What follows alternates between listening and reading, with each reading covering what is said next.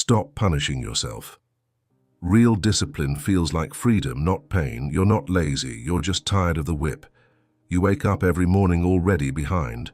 Before the day even begins, the voice in your head starts counting your failures. You didn't wake up early enough, you didn't do enough yesterday, you're not disciplined enough, consistent enough, good enough. You scroll through a world that screams work harder, and every post feels like another reminder that you're not there yet. So you push, you grind, you punish yourself in the name of progress. But here's the truth you've never been told. You're not lazy. You're just exhausted from living under your own punishment. Somewhere along the way, discipline became a weapon. You turned it against yourself, believing that the only way to improve was through pain, that if it doesn't hurt, it doesn't count. But what if that belief is what's been breaking you all along? What if the version of discipline you've been chasing isn't strength? It's fear wearing the mask of control. Every time you force yourself through guilt, you reinforce the idea that you're not worthy unless you're suffering. You mistake self-attack for motivation. You tell yourself you're building resilience, but inside, you're eroding your trust in yourself. Because real strength doesn't come from self-hate. It comes from self-respect. Real growth doesn't happen when you're at war with your own mind. It happens when you start working with it, not against it. Think about it. You've been carrying this invisible whip for years. Every time you slip, you use it. Every time you rest, you use it. You've made pain your proof of progress, but pain alone doesn't mean growth. Sometimes it's just proof that you haven't forgiven yourself. You can't build peace through punishment. You can't create freedom through fear. You can't find clarity while constantly running from the voice that says you're still not enough. The world glorifies the grind. It celebrates exhaustion as evidence of ambition. But no one tells you that real discipline doesn't look like chains. It looks like calm. It's not frantic, it's not forced, it's deliberate. It's choosing what matters and letting go of what drains you. The discipline that lasts isn't driven by self-punishment. It's powered by meaning, by alignment, by the quiet conviction that your life deserves better than chaos. You're not meant to live in a constant battle with yourself. You're meant to rise with clarity, not fear, to act from purpose, not pressure, to move with consistency, not compulsion. Discipline was never meant to hurt you. It was meant to guide you. But to understand that, you first have to face the lie that shaped you, the lie we were taught. Pain equals progress. From the beginning, we were taught that success must hurt.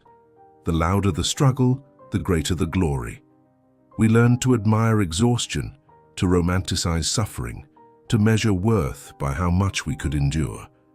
Somewhere between ambition and self-destruction, we started believing that discipline was supposed to break us, that the burn was the badge, that the pain meant we were on the right path. But what if that's the biggest lie we've ever swallowed? What if the reason you keep burning out isn't because you're weak, but because you've been trained to chase pain instead of peace? Think about how early it started. School taught you to grind for approval, not understanding. Work taught you that rest is laziness. Society taught you that the people who suffer the most want it the most. And slowly, you stopped listening to yourself. You replaced intuition with pressure. You stopped asking what's right for me and started asking what will make me look stronger. The myth that pain equals progress is seductive because it gives us control. It convinces us that if we just push hard enough, we can force our way to freedom. But control is not mastery. Pain doesn't always purify you. It can numb you. It can disconnect you from your values, from your purpose, from your soul. Pain can become a drug. You start chasing it because you think it's the only way to feel alive, but it's just another form of self-punishment. True discipline doesn't glorify pain. It transcends it. The Stoics knew this. Marcus Aurelius didn't seek suffering. He sought strength through understanding. He learned to move through discomfort without letting it define him. Pain is a teacher, yes, but it's not a home. You're not meant to live in it. You're meant to learn from it, and move forward with clarity. When you chase pain, you confuse effort with direction. You mistake intensity for purpose. You keep fighting battles that don't matter because they make you feel like you're doing something. But real progress isn't loud. It's not dramatic. It's not a punishment you have to survive. It's a quiet alignment between who you are and what you want to become. You've been told to toughen up, to keep grinding, to never quit. But maybe quitting the wrong approach is the bravest thing you could ever do. Maybe discipline isn't about how much you can take. It's about how deeply you can understand yourself. Because when you stop equating progress with pain, you start creating growth that actually lasts. The inner judge, you became your own enemy. At some point, the enemy stopped being the world around you. It became the voice within you, that quiet, relentless whisper that turns every mistake into proof of your inadequacy. You've heard it so often it feels like truth. You call it discipline, but it's not. It's self-rejection disguised as improvement. It's the inner judge who believes punishment will make you pure, control will make you free, and guilt will make you worthy. You don't need anyone else to criticize you anymore. You've learned to do it perfectly. Every failure, no matter how small, becomes a moral crime. You can't rest without guilt. You can't pause without shame. You've made productivity your permission to exist. The voice keeps score, reminding you that every missed step is evidence that you'll never be enough. And slowly, your life becomes a courtroom. Every action, a trial, every thought, a verdict. But here's the hidden truth. That voice was never yours. It's an echo of everything you absorbed, the comparisons, the expectations, the conditional love. It grew inside you until it wore your face. Now you mistake its cruelty for conscience. Yet, real conscience doesn't attack. It awakens. It doesn't shame, it teaches. You've confused the pursuit of excellence with the avoidance of self-compassion. You've mistaken fear for focus. When you live under the rule of the inner judge, discipline becomes a cage. You obey not because you believe in your path, but because you fear disapproval. You push yourself not out of love for the goal, but terror of falling short. The judge doesn't want growth. It wants control. It doesn't guide you toward freedom. It chains you to perfection.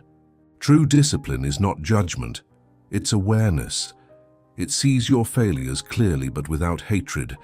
It understands that self-control doesn't mean self-cruelty. The Stoics practiced this kind of discipline. They sought mastery over impulse, not punishment for imperfection. They understood that no man becomes strong by despising himself.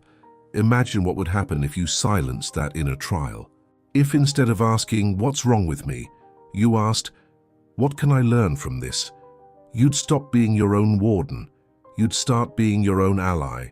You'd replace punishment with understanding, pressure with patience, chaos with clarity. Because the moment you stop fighting yourself, discipline stops being torment and becomes transformation. Discipline is self-respect. Here is where everything changes, where the weight of punishment begins to fall away, and the meaning of discipline is rewritten. Because discipline, in its purest form, was never about control. It was about care. The kind of care that says, "I deserve a better life than this chaos I keep repeating." Real discipline isn't built on fear. It's built on self-respect.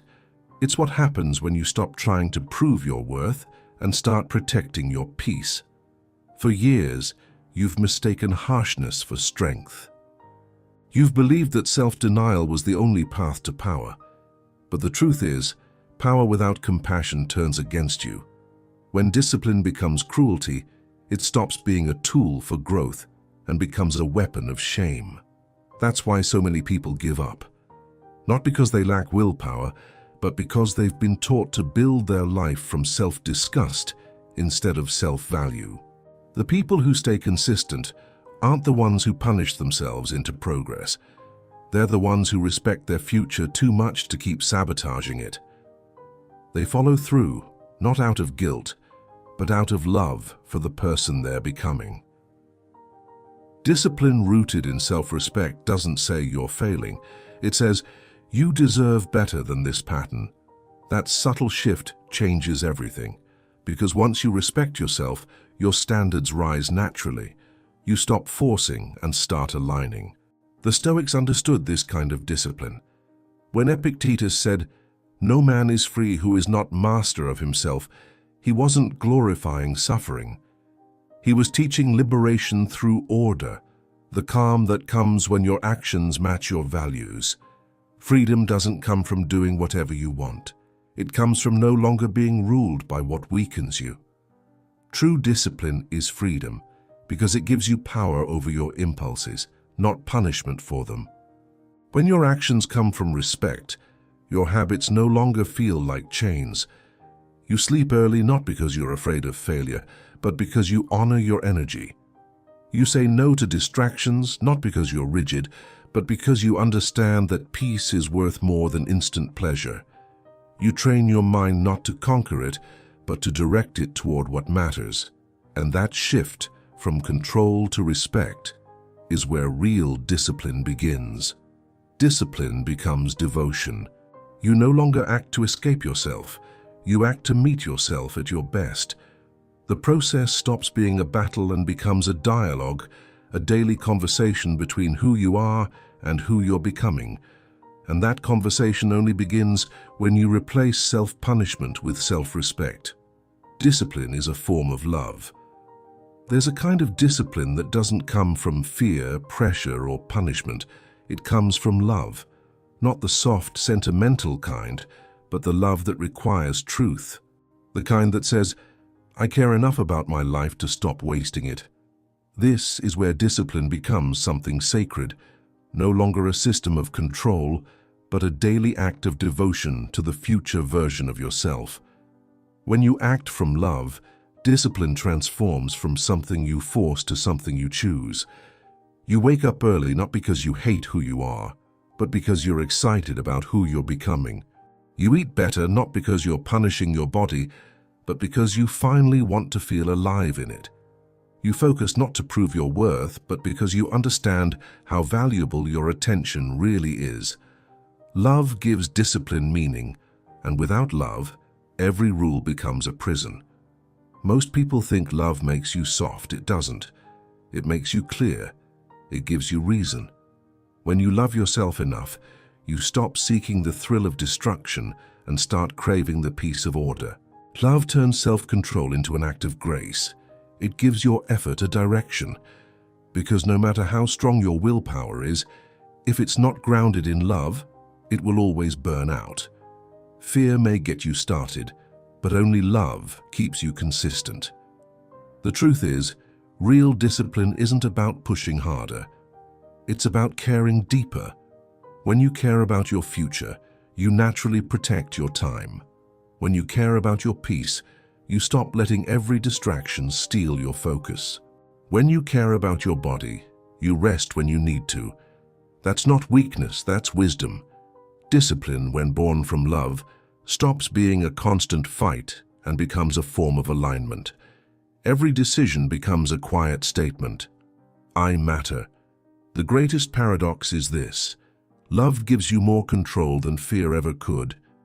Because when you love something, you don't need to threaten yourself to protect it. You do it willingly, joyfully. You become disciplined not because you must, but because you want to honor what you value most. That's what self-love truly means. Not indulgence, not comfort, but responsibility. Responsibility for your potential, for your energy, for your soul. This kind of discipline doesn't drain you. It restores you. It doesn't confine you. It frees you. It turns daily effort into purpose. It makes every small action part of something sacred. And once you understand that, you'll never see discipline as suffering again, because it's not pain you're choosing anymore. It's love. It's the deepest kind of freedom there is. Replace the whip with the compass.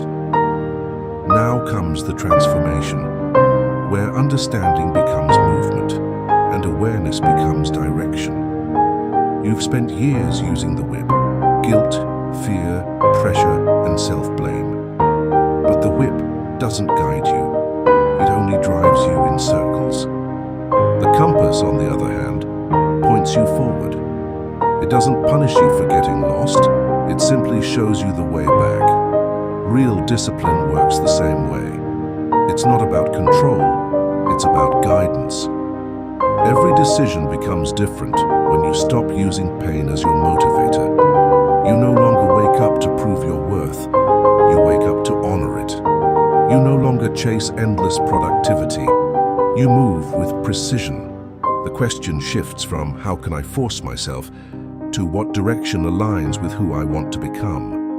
That single shift dismantles years of self-sabotage, because the moment you choose alignment over aggression, you start walking with purpose instead of pressure.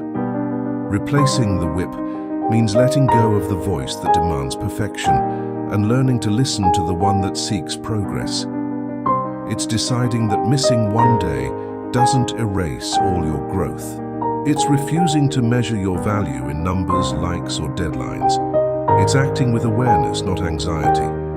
The compass doesn't scream at you when you drift off course. It calmly redirects you. That's the essence of mature discipline. Consistent redirection toward your highest values. To live this way, you must build your habits on clarity, not punishment. You must ask, what does my life need to stay steady? Instead of what do I deserve to suffer for slipping? Real progress isn't about intensity, it's about continuity. The ones who master their craft, their mind, their peace, they do so not through bursts of power, but through quiet, repeated acts of direction. They follow their compass daily, even when motivation fades, because purpose doesn't depend on mood. You can feel the difference between the whip and the compass.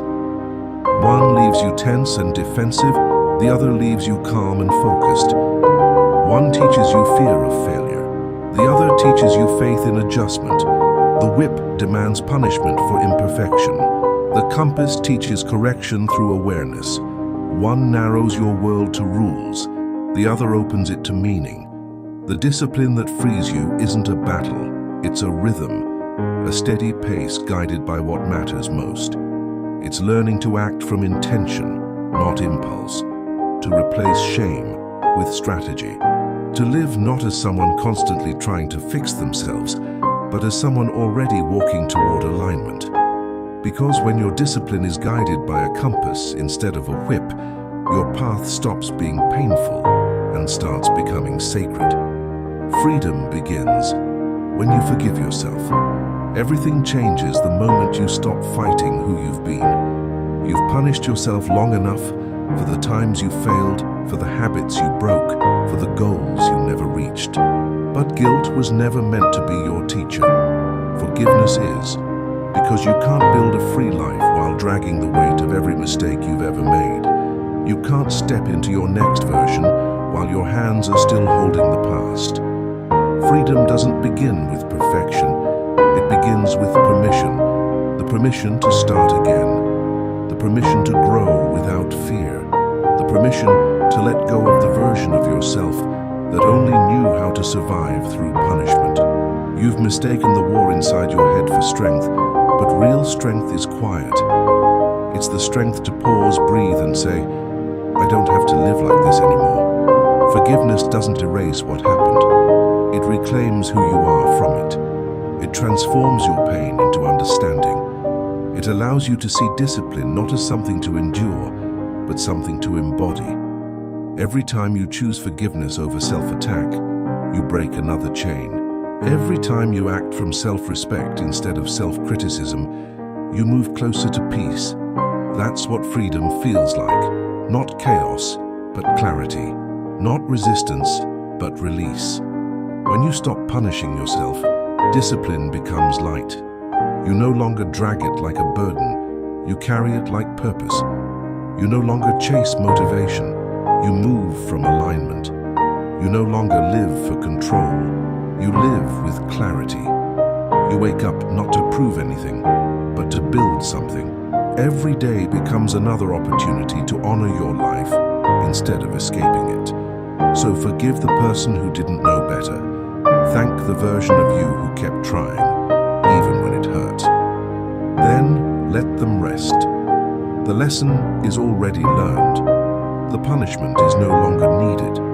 Because discipline without love is bondage, but discipline with forgiveness, that's freedom.